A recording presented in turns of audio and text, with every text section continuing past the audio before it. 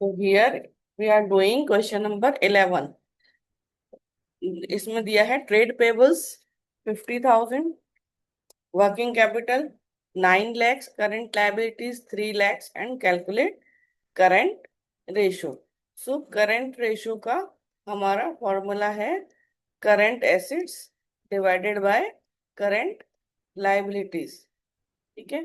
और यहाँ पर हमें वर्किंग कैपिटल भी दिया हुआ है, तो वर्किंग कैपिटल का भी हम फॉर्मूला लिख लेते हैं। Working capital equals current assets minus current liabilities. So working capital is 9 lakh equals current assets minus current liabilities given 3 lakh। इसमें ट्रेड पेबल्स भी दिया हुआ है, लेकिन ट्रेड पेबल्स करंट लाइबिलिटीज का ही पार्ट है, इसलिए उसको प्लस या माइनस नहीं करेंगे। ठीक है। तो यहाँ current assets equals 9 lakh plus 3 lakh equals 12 lakhs. So current ratio will be 12 lakhs divided by 3 lakhs. 4:1. So this is the answer.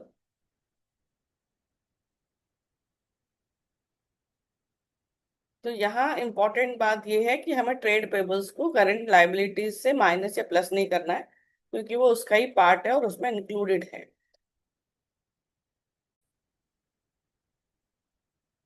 तो here we are doing question number 12। Ratio of current assets 3 lakh to current liabilities rupees 2 lakh is 1.5:1. The accountant of the firm is interested in maintaining a current ratio of 2:1 by paying off a part of current liabilities. So compute amount of the current liabilities that should be paid so that the current ratio at the level of 2:1 may be maintained. इसमें क्या है, current assets, current liabilities and ratio भी दिया हुआ है। Ratio दिया हुआ है 1.5 और 3 लाख 2 लाख का current assets and current liabilities भी दिया है। लेकिन अभी accountant of the firm, firm के अकाउंटेंट को आपको करंट रेशियो चाहिए 2:1। तो हमने देखा 2:1 चाहिए हमको, नहीं लेकिन 2:1 चाहिए, लेकिन हमें कुछ करंट लाइबिलिटीज का एक पार्ट को पे ऑफ भी करना है, पेमेंट करना है किसी क्रेडिटर का लाइबिलिटी का। तो हम क्या करेंगे, लेट अस एज्यूम जिस करंट लाइबिलिटी का हमको पे ऑफ करना है, पार्ट ऑफ द लाइबिलिटी, उसको हम एक्स एज्यूम कर लेते हैं। सो पेइंग ऑफ लाइबिलिटीज एक्स, यानी हमें एक्स का पेमेंट करना है। ठीक है। तो वो एक्स का पेमेंट करेंगे तो वो करंट एसेट्स में से भी माइनस हो जाएगा, क्योंकि कैश डिक्रीज हो जाएगा। जब हम पे करेंगे तो कैश या बैंक डिक्रीज होगा, यानी करंट एसेट्स भी डिक्रीज होंगे और करंट लाइबिलिटीज भी डिक्रीज होंगे, क्योंकि हम करंट लाइबिलिटीज का पेमेंट कर रहे हैं। और करंट रेशियो हमको चाहिए 2:1। करंट एसेट्स हमारे पास है अभी 3 लाख, और उसमें से हम एक्स का पेमेंट करेंगे तो बैंक डिक्रीज हो जाएगा, तो माइनस हो जाएगा। और यहाँ हमको 2 लाख का लाइबिलिटी है, और उसमें से भी हमारा एक्स माइनस हो जाएगा, क्योंकि वही हमने एज्यूम किया, इतना हम पेमेंट करने वाले हैं। अब इसको हम क्रॉस मल्टीप्लिकेशन की हेल्प से सॉल्व कर लेंगे। सो 3 लाख, इसको 1 से मल्टीप्लाई करेंगे, सो 3 लाख माइनस एक्स इक्वल्स, इसको 2 से मल्टीप्लाई करेंगे, सो 4 लाख माइनस 2x। तो ये यहाँ पर है 3 लाख, और इस 4 लाख को इक्वल्स के इधर लाएंगे तो ये माइनस का हो जाएगा, और ये है माइनस का 2x, और इस माइनस के x को इक्वल्स के इधर लाएंगे तो प्लस का x हो जाएगा। सो -1 लाख इक्वल माइनस का x। तो भी x x कट हो जाएंगे, तो ये हो जाएगा x इक्वल्स 1 लाख। तो यदि हमने 1 लाख का पेमेंट कर दिया, तो फिर हम हमारा 2:1 का हमारा रेशियो मेंटेन हो जाएगा। तो इसको हम यहाँ पर वेरीफाई भी कर सकते हैं कि 3 लाख -1 लाख, एक्स की वैल्यू हमने निकाली 1 lakh, 2 lakh minus 1 lakh. So 2 lakh divided by 1 lakh equals 2:1। तो ये हमारा वेरीफाई भी हो गया। So answer is 1 lakh. तो आंसर इसमें क्या है, ट्रेड क्रेडिटर्स जिसका हम पेमेंट करेंगे वो है 1 लाख।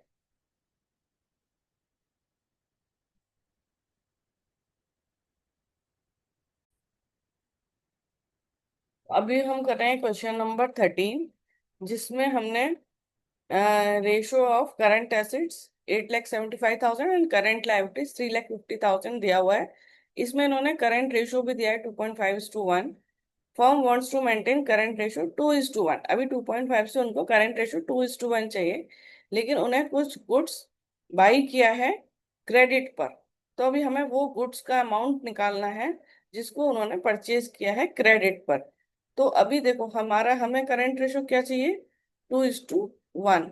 हमारा करंट एसेट्स क्या दिया हुआ है, 8,75,000 डिवाइडेड बाय 3,50,000।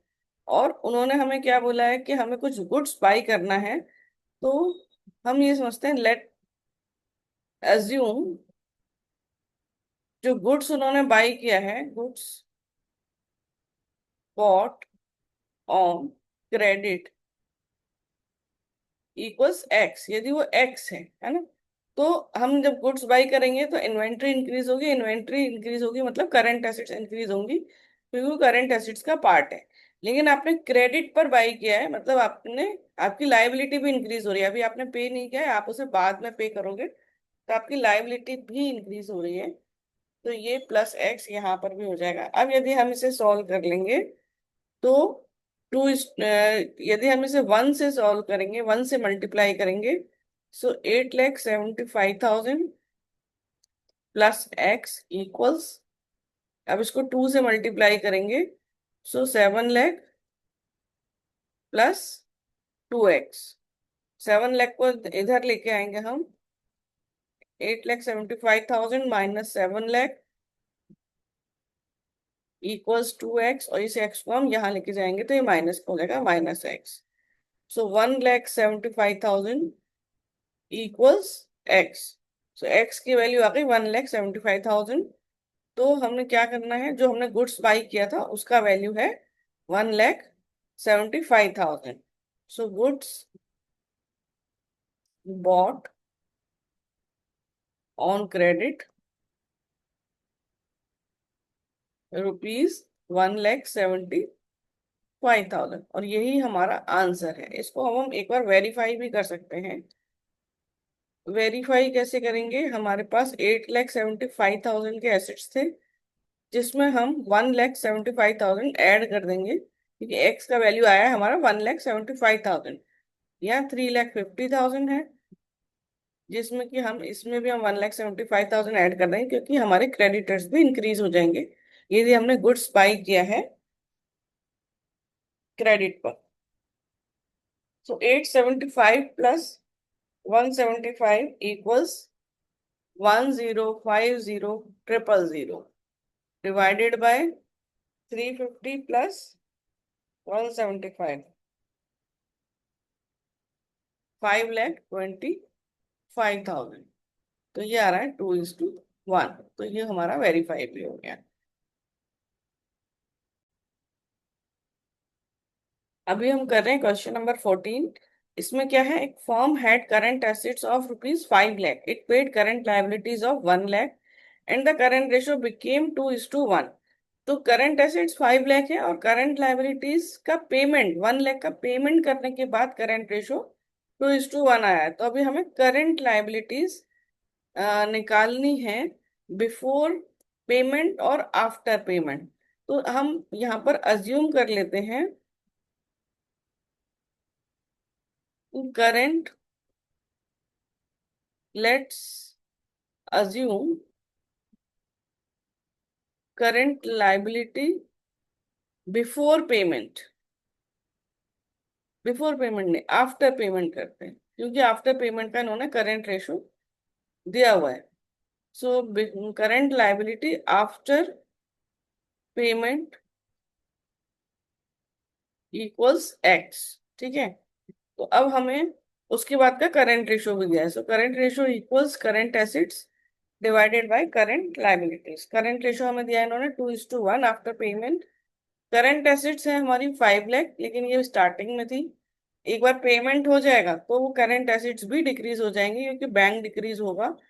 और डिवाइडेड बाय, क्योंकि हम एक्स का पेमेंट कर रहे हैं ना, वो sorry sorry sorry sorry x नहीं,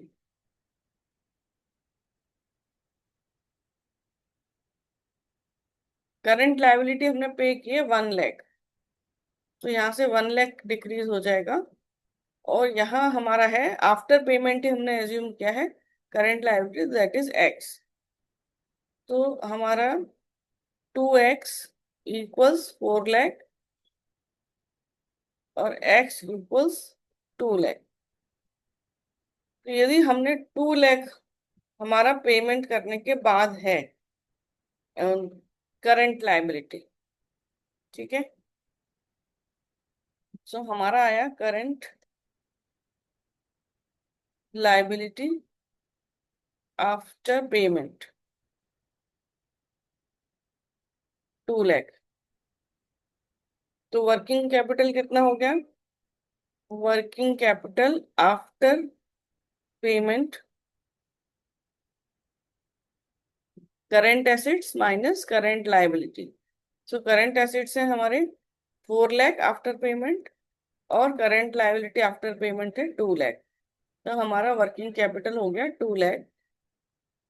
लेकिन उन्होंने पूछा working capital before payment. Formula will be same, current assets minus current liability. तो पहले हमारे पास करंट एसेट्स थे 5 लाख के, और पेमेंट करने से पहले हमारे पास करंट लायबिलिटीज भी 3 लाख रहेगी, क्योंकि ये 2 लाख है और 1 लाख का हमने पेमेंट किया। उसके पहले हमारे पास थी 3 लाख।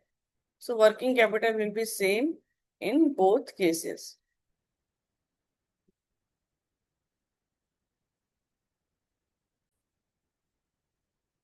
या सो हेलो फ्रेंड्स, अब हम कर रहे हैं क्वेश्चन नंबर 15। तो इसमें देखो क्या देखा है, फर्म के पास करंट लायबिलिटीज है 5,40,000 का, और इन्होंने स्टॉक परचेज किया है क्रेडिट पर 60,000। तो स्टॉक जब आप परचेज करोगे तो आपका स्टॉक इंक्रीज होगा। स्टॉक इंक्रीज होगा मतलब करंट एसेट्स इंक्रीज होंगे, और फिर आपके लायबिलिटीज भी इंक्रीज होंगे, क्योंकि आपने क्रेडिट पे बाई किया, अभी पेमेंट नहीं किया, आप इसका पेमेंट बाद में करोगे। तो करंट लायबिलिटीज भी इंक्रीज हो रहे हैं और करंट एसेट्स भी इंक्रीज हो रहे हैं। और उनका परचेज करने के बाद उनका करंट रेशो है 2:1। तो अब हमारे पास करंट लायबिलिटीज तो दिए हुए हैं, लेकिन करंट एसेट्स नहीं दिए हैं, ना तो पहले के ना तो बाद के। लेकिन बाद का हमारा करंट रेशो दिया हुआ है, आफ्टर परचेज करंट रेशो। तो हमें करंट एसिड्स का भी जो एजम्पशन करना है, current assets after buying stock, after buying stock is x, ऐसा हमने अज्यूम किया। उसके बाद का हमें करंट रेशो भी दिया है। सो current ratio equals current assets divided by current liabilities. Current ratio is 2:1 equals current assets हमने सोचा एक्स है हमारा, और डिवाइडेड बाय करंट लायबिलिटीज है हमारा 5,40,000। लेकिन ये बिफोर बाइंग स्टॉक है, तो जब हम स्टॉक बाय कर लेंगे तो हमारी लायबिलिटी और इंक्रीज हो जाएगी। सो 5,40,000 प्लस एक्स। अब हम इसको सॉल्व कर लेंगे। सो 10,80,000 प्लस 2x इक्वल्स एक्स। तो ये 10 लाख,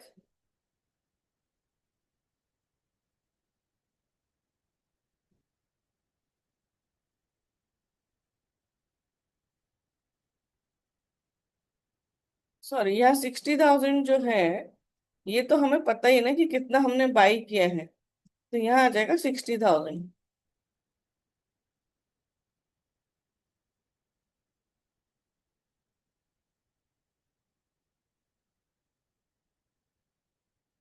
तो ये देखो 5,40,000 प्लस 60,000, तो ये हो गया 6 lakh. 6 lakh into two 12 lakhs. So X equals 12 lakh. तो current assets after buying stock is 12 lakh. तो ये तो हमारा आ गया answer. Current assets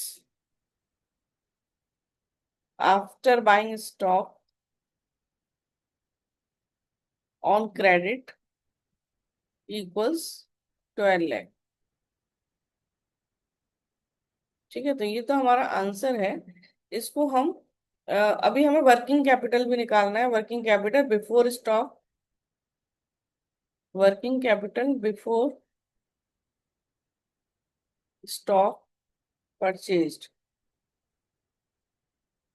working capital का फॉर्मूला सेम रहेगा, current assets minus current liabilities. तो पहले जब हमने खरीदा उसके पहले करंट एसेट्स कितना था? अभी करंट एसेट्स हमारा आया है 12 लाख, लेकिन उसको बाई करने से पहले हमारा होगा 11 lakh 60,000, 11 lakh 40,000 current assets minus current liabilities था हमारा 5 लाख 40,000 बिफोर स्टॉक। तो ये हो गया 6 लाख। और ऐसे ही हमने निकालना है working capital after stock purchased. Formula will be same, current assets minus current liabilities. तो ये भी 11 लाख 40,000 है करंट एसेट्स, और स्टॉक बाई करने के बाद हो जाएगा 12 लाख माइनस करंट लायबिलिटीज भी हमारा हो जाएगा 6 लाख। तो working capital will be 6 lakh. तो working capital will be same in both positions.